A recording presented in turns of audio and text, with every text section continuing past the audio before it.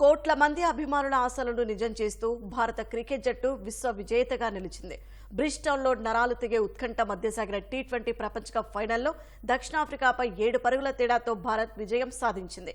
విజయం ఇరు జట్ల మధ్య దోబుచ్లాడిన ఈ మ్యాచ్ క్రికెట్లో అసలైన మజాను మరోసారి అభిమానులకు పరిచయం చేసింది.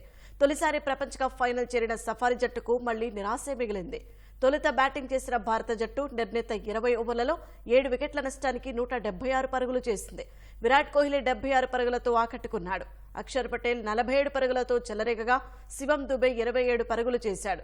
దక్షిణాఫ్రికా బౌలర్లలో కేశవ్ మహారాజ్, డోకియా తలో 2 వికెట్లు పడగొట్టగా మార్కో జాన్సన్, రబాడా చెరో వికెట్ తీశారు.